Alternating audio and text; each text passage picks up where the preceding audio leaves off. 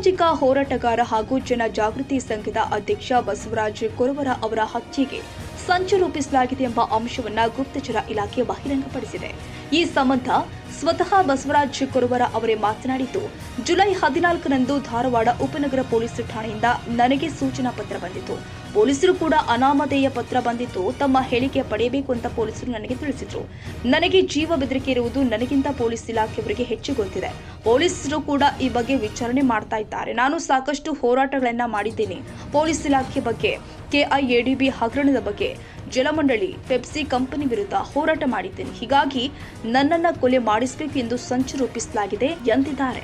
ನನ್ನನ್ನು ಹೆದರಿಸುವಂಥ ಕೆಲಸ ಅಥವಾ ಹೊಡಿಸುವಂಥ ಕೆಲಸ ಇವು ಎಲ್ಲವೂ ನಡೀತಾ ಇದ್ದಾವೆ ಈಗ.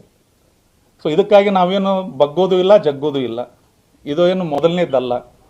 ಹೋರಾಟಗಳಲ್ಲಿ ಹೋರಾಟ ಮಾಡೋದವ್ರಿಗೆ ಹೆದರಿಸುವಂಥದ್ದು, ಬೆದರಿಸುವಂಥದ್ದು, ಅಪಪ್ರಚಾರ ಮಾಡುವಂಥದ್ದು ಇವೆಲ್ಲವೂ ಸರ್ವೇ ಸಾಮಾನ್ಯ. ನಮಗೂ ಕೂಡ ಮಾಡಿದ್ದಾರೆ. ನಮ್ಮ ಬಗ್ಗೆ ಅಪಪ್ರಚಾರ ಮಾಡೋದು, ಹೆದರಿಸೋದು, ನಮಗೆ ಅವಮಾನ ಆಗುವಂಥ ರೀತಿಯಲ್ಲಿ ನಡೆದುಕೊಳ್ಳುವಂಥದ್ದು ಇವೆಲ್ಲ ಸರ್ವೇ ಸಾಮಾನ್ಯ. ಸೊ ಹಿಂಗಾಗಿ ನಾವು ಹೆದರೋದಿಲ್ಲ. ಈ ನನ್ನ ಜೀವ ಇರೋವರೆಗೂ ಈ ಒಂದು ಯಾವುದೇ ಹೋರಾಟವನ್ನು ನಾವು ಕೈಗೆತ್ತಿಕೊಂಡ್ರೆ ಅದು ಕೊನೆ ಹಂತವನ್ನು ಮುಟ್ಟಿಸುವವರೆಗೂ ನಾವು ಯಾವ ಕಾರಣಕ್ಕೂ ಹಿಂದೆ ಸರಿಯೋದಿಲ್ಲ. ಸೊ ಹಾಗಾಗಿ ತಮ್ಮ ಮೂಲಕ ಯಾರು ಈ ಒಂದು ಪ್ಲ್ಯಾನ್ ಮಾಡ್ತಿದ್ದಾರಲ್ಲ ಅವ್ರಿಗೆ ನಾನು ಹೇಳಕ್ಕೆ ಇಷ್ಟೇ ಬಯಸ್ತೀನಿ, ಬಸವರಾಜ ಕೊರವರನ್ನು ಕೊಲ್ಲಬಹುದು, ಬಸವರಾಜ ಕೊರವರನ್ನ ವಿಚಾರಗಳನ್ನು ಕೊಲ್ಲಕ್ಕಾಗೋದಿಲ್ಲ. ಜನಜಾಗೃತಿ ಸಂಘವನ್ನು ಸಂಪೂರ್ಣವಾಗಿ ಅದನ್ನು ಮಟಾಶ್ ಮಾಡಿ ಹಾಕ್ಬೋದು. ಅದರಲ್ಲಿರುವಂಥ ಆ ಹುಡುಗರ ವಿಚಾರಗಳನ್ನು ಯಾವತ್ತೂ ಕೊಲ್ಲಕ್ಕಾಗೋದಿಲ್ಲ. ಸೊ ಹಾಗಾಗಿ ನಾವು ಯಾವುದೇ ಕಾರಣಕ್ಕೂ ಹಿಂದೆ ಸರಿಯೋದಿಲ್ಲ. ಈ ಯೋಗೇಶ್ ಗೌಡರ ಪ್ರಕರಣ ಆಗಿರ್ಬೋದು, ಕೆಐಡಿಬಿಯಲ್ಲಿ ಯಾರ್ಯಾರು ಒಂದೊಂದು ರೂಪಾಯಿ ಕೂಡ ತಿಂದಿದ್ದಾರೋ ಅವ್ರನ್ನೆಲ್ಲರನ್ನ ನ್ಯಾಯಾಲಯದ ಮುಂದೆ ಅವ್ರು ಹೋಗಿ ನಿಲ್ಲೋವರೆಗೂ ಕೂಡ ಈ ಹೋರಾಟವನ್ನು ನಾವು ಕೈ ಬಿಡೋದಿಲ್ಲ.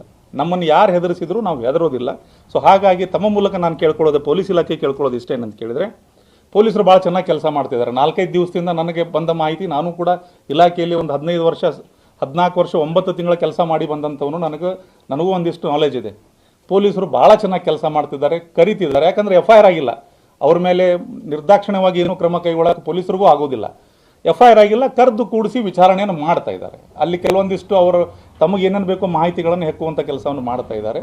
ನಾನು ಮಾನ್ಯ ಪೊಲೀಸ್ ಆಯುಕ್ತರ ಮೇಲೆ ಬಹಳ ನನಗೆ ಒಂದು ಗೌರವ ಇದೆ. ಯಾಕಂತ ಕೇಳಿದರೆ ಈಗ ಕಳೆದ ಕೆಲವೊಂದಿಷ್ಟು ದಿನಗಳಿಂದ 6-7 ತಿಂಗಳಿಂದ ನೋಡ್ತಾ ಇದ್ದೀನಿ, ರೌಡಿಗಳನ್ನು ಮಟ್ಟ ಹಾಕೋದರಲ್ಲಿ ಅವರು ತೆಗೆದುಕೊಂಡಿರುವಂಥ ನಿರ್ಧಾರಗಳು ಶ್ಲಾಘನೀಯ. ಸೊ ಹಾಗಾಗಿ ಈ ಪ್ರಕರಣದಲ್ಲೂ ಸಹ ಅವರು ಅಷ್ಟೇ ಮುತುವರ್ಜಿಯನ್ನು ವಹಿಸಿ ಯಾವುದೇ ಈಗ ಯಾರು ಎನ್ಕ್ವೈರಿ ಮಾಡ್ತಾರೋ ಅವ್ರ ಮೇಲೆ ಯಾವುದೇ ರೀತಿ ಒತ್ತಡ ಬರಬಾರ್ದು. ಪೊಲೀಸರು ಯಾರು ಎನ್ಕ್ವೈರಿ ಮಾಡ್ತಾರಲ್ಲ ಅವ್ರ ಮೇಲೆ ಒತ್ತಡ ಬಂದರೆ ಅವ್ರಿಗೆ ಕೆಲಸ ಮಾಡೋಕ್ಕಾಗೋದಿಲ್ಲ. ಮುಕ್ತವಾಗಿ ಅವ್ರು ಕೆಲಸ ಮಾಡೋಕ್ಕೆ ಅವಕಾಶವನ್ನು ಮಾಡಿಕೊಡಬೇಕು. ಯಾರು ಭಾಗಿಯಾಗಿದ್ದಾರೋ ಅವರು ಎಲ್ಲರೂ ಅವರ ಮುಖಗಳು ಜನರ ಮುಂದೆ ಬರಬೇಕು. ಅವರು ಕಾನೂನು ರೀತಿ ಅವ್ರ ಮೇಲೆ ಕ್ರಮ ಆಗಬೇಕು ಅನ್ನುವಂಥದ್ದು ನಮ್ಮದೊಂದು ವಿಚಾರ ಹಾಗೂ ನನ್ನದೊಂದು ಮನವಿ ಅಷ್ಟೇ ಪೊಲೀಸ್ ಇಲಾಖೆ. ಅಂದರೆ ಈಗ ನೋಡ್ರಿ, ಈಗೇನಾಗಿದೆ, ಗುಪ್ತಚರ ಇಲಾಖೆಯಿಂದ ಮಾಹಿತಿ ಅದು, ಮತ್ತು ಮೇಲಾಗಿ ಇನ್ನೊಂದೇನೋ ಒಂದು ಅನಾಮಧೇಯ ಪತ್ರ ಬಂದಿದೆ ಅಂತ ಅವ್ರು ಹೇಳ್ತಾರೆ. ಈಗ ನನಗೆ ಯಾವುದು ಪತ್ರ ಬಂದಿಲ್ಲ, ನನ್ನ ಹತ್ರ ಇರೋದು ಬರೀ ಮಾಹಿತಿ. ನನಗೆ ಇನ್ಫಾರ್ಮೇಷನ್ ಬಂದಿದೆ, ಹಿಂಗಾಗ್ತಾ ಇದೆ, ನೀವು ಹುಷಾರಾಗಿರ್ರಿ ಅಂತ. ಅದನ್ನು ನಾನು ಅವ್ರಿಗೆ ಕೊಟ್ಟಿದ್ದೀನಿ. ಅದರೊಳಗಡೆ ಏನಾದರೂ ಬಂದಾಗ ಅದನ್ನು ನನ್ನ ಕಡೆಯಿಂದ ಅವ್ರು ಕೇಳ್ಬೋದು, ನೀವು ಒಂದು FIR ಮಾಡಿ ಅಂತ ಕೇಳ್ಬೋದು, ಅಥವಾ ಅವರೇ ಸುಮೋಟೋ ಕೇಸನ್ನು ರಿಜಿಸ್ಟರ್ ಮಾಡ್ಬೋದು. ಯೋಗೇಶ್ ಗೌಡ ಕೊಲೆ ಪ್ರಕರಣಕ್ಕೂ ಅದಕ್ಕೂ ಏನು ಸಂಬಂಧ ಅಂತ ಕೇಳಿದ್ರೆ, KIDBಯಲ್ಲಿ ಏನು ಹಣ ಲೂಟಿ ಮಾಡ್ಯಾರ, ಒಳಗೆ ಹೋದವರು ಇನ್ನೂ ಏನು ಬಾಕಿ ಅದಾರಲ್ಲ ಅವ್ರು ಎಲ್ಲರೂ ಸಹ ವಿನಯ್ ಕುಲಕರ್ಣಿ ಅವರಿಗೆ ಭಾಳ ಸಮೀಪ ಇದ್ದಂಥ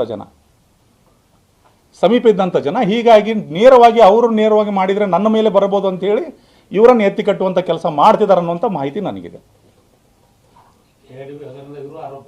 ಆರೋಪಿಗಳು ಒಂದಿಷ್ಟು ಜನ ಬೇಲ್ ತೊಗೊಂಡು ಬಂದಿದ್ದಾರೆ, ಇನ್ನೊಂದಿಷ್ಟು ಜನ ಅವ್ರನ್ನ ಬಂಧಿಸಿಲ್ಲ, ಇನ್ನೂ ಹಾಗೆ ಇದ್ದಾರೆ. ಅವರು ಸ್ಲೋ ಯಾಕಂದರೆ ಡಾಕ್ಯುಮೆಂಟೇಷನ್ಗಳನ್ನು ಮಾಡಬೇಕಾಗತ್ತೆ. ಯಾಕಂತ ಕೇಳಿದ್ರೆ ಹುಡುಕ್ಬೇಕಾಗತ್ತೆ ಅದನ್ನು. ಈ KIDB ಹಗರಣದಲ್ಲಿ ನೀವು ನೋಡಿದಂಗೆ 72 ಕೋಟಿ ರಿಪೋರ್ಟ್ ಕೊಟ್ಟರು, ED ಅವರು ಸೀಸ್ ಮಾಡಿದ್ದೆ ಅಷ್ಟು ಸರಿ, ಸುಮಾರು ಒಂದು 2 ಕೋಟಿ ರೂಪಾಯಿ ಸೀಸ್ ಆಗಿದೆ ಅಷ್ಟೇ ಅದರಲ್ಲಿ. ಇನ್ನು ಸೊ ಆಸ್ತಿಗಳೆಲ್ಲ ಮುಟ್ಟುಗೋಲು ಹಾಕೋಬೇಕು, ನೋಡಬೇಕು ಅವ್ರನ್ನ.